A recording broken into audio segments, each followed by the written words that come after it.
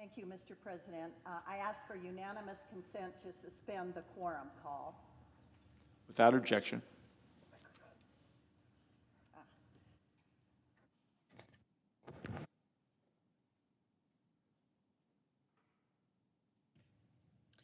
Thank you, Mr. President. I'm excited to announce the founding of the Senate Financial Innovation Caucus with my friend and co-chair, the senator from Arizona. And I am delighted, Mr. President, that you also have joined our caucus. We're grateful for your participation and look forward to working with you. One of my top priorities, and a legacy I hope to leave in this chamber, is to ensure the United States remains a global leader in financial services for future generations. The US dollar is the world's unquestioned reserve currency. Since the Second World War, this leadership role has given our country enormous advantages, including affordable credit and trade finance. China is not hiding its ambition to knock the US dollar down a peg by offering a competitor payment system that sidesteps the United States. This year, the Chinese government launched a pilot program for their digital yuan in multiple cities around China. They expect to completely release this central bank digital currency at the 2022 Winter Olympics.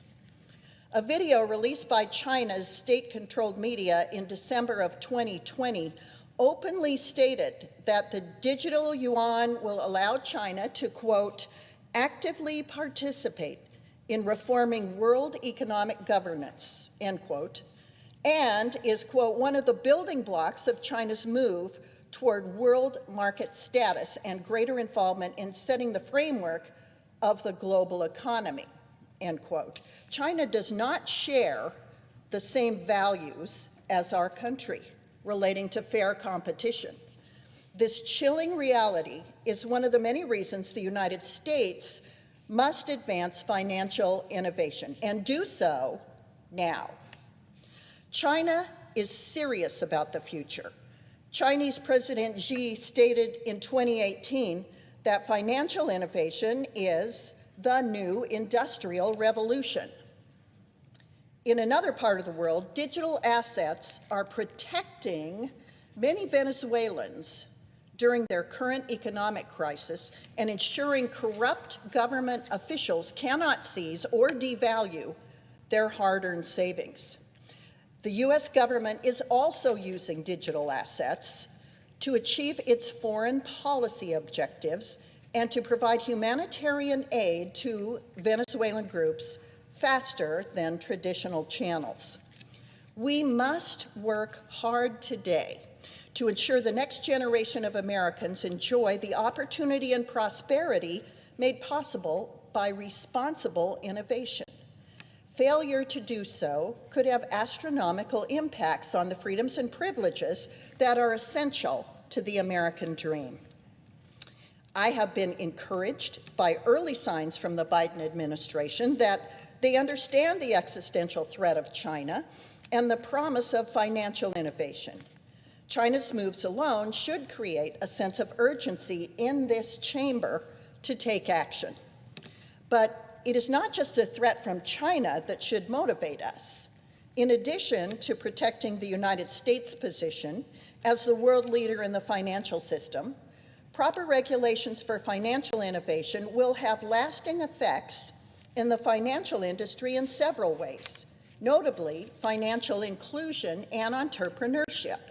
Because financial innovation encompasses topics as diverse as faster payment and equity settlement, central bank digital currencies, financial inclusion, digital assets, distributed ledger technology, consumer protection, artificial intelligence, and machine learning. This area has remained bipartisan, following in the tradition of many other financial service issues. The Financial Innovation Caucus is rigorously committed to the tradition of bipartisanship and will create a lasting legacy by doing so. Innovation is core to the American identity, and innovation isn't confined to one party. Our job here is to create a framework that allows innovation to take root. Regulatory certainty fosters entrepreneurial innovation. A lack of regulatory clarity, on the flip side, strangles regulation, restrains entrepreneurship. In many cases, financial innovators are simply hungry to know the rules of the road and how they fit into existing law. We need a right-sized regulatory framework for financial technology that both enables new market opportunities and emphasizes consumer protection. The innovator too often loses when competing against business giants with lobbying arms. Together, we can craft regulations that foster innovation, not stifle or unnecessarily direct it. We also need a new consumer protection framework for emerging tech, which promotes access and innovation but ensures appropriate guardrails are in place. Innovators are the lifeblood of America. Each new idea strengthens our future. Innovators have done hard work in coming up with ideas which will bring underserved populations into the financial system, reduce systemic risk, and strengthen our competitive nature on the global stage. Yet there's only so much innovators can accomplish due to our maze of financial regulations. American innovators need clear rules of the road so they can responsibly turn innovation into reality. It's our obligation as government officials to create a framework that clearly enables responsible innovation rather than stifling it. We must do a great deal more in the coming years to clarify and modernize our financial laws. Citibank, Goldman Sachs, Avanti Bank and Trust, State Street, Deutsche Bank, Kraken, and other large financial institutions are now doing much more than dipping their toes into this realm. They are diving into the financial technology and digital asset markets. Financial innovation is here to stay. Younger generations are turning to and prioritizing technology for their investments. In February, CNBC reported that there may be as many as 100,000 millionaires from the appreciation of digital assets like Bitcoin. These technologies, if harnessed wisely, see no color, no creed, and no sex. But financial innovation is not limited to regulating digital assets. This caucus will also focus on issues like faster payments, including a United States central bank digital currency and FedNow, which have real potential to allow all Americans to receive their paychecks instantly. The lack of real-time payments costs disadvantaged Americans millions in overdraft fees each year and will reduce many Americans' reliance on high-interest loans. It also traps large amounts of capital for companies, which could be deployed more productively. Tackling these issues will help bring millions of unbanked or underbanked Americans into our financial system. Mr. President, in Wyoming, we live by the doctrine that you have to pull yourself up by your bootstraps. What you earn is a direct result of your hard work. All Americans should have access to their hard-earned money and investments whenever they would like.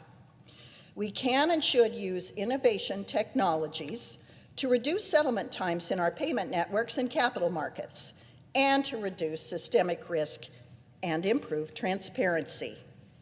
Threats to the world economic system, coupled with the benefits financial innovation can create, is why today, alongside many of my colleagues from both parties, we are founding the Senate Financial Innovation Caucus. The caucus is a bipartisan group committed to promoting responsible innovation to help the U.S. financial industry truly meet 21st century challenges of a globally interconnected economy and to harvest technology to make markets more inclusive, vibrant, and safe for all Americans. After all, financial innovation is critical in our pursuit to ensure equal access to financial institutions and opportunities. It is my hope that the work done by the Financial Innovation Caucus will deliver comprehensive legislation to clarify, regulate, and protect America's edge in the financial industry when it comes to innovation. We live in a digital world. Technology is now ingrained in our everyday lives. Our laws should reflect this shift and should not hinder innovation. Only together can we secure the United States' role in the future of finance. So let's go to work. Thank you, Mr. President, and I yield the floor.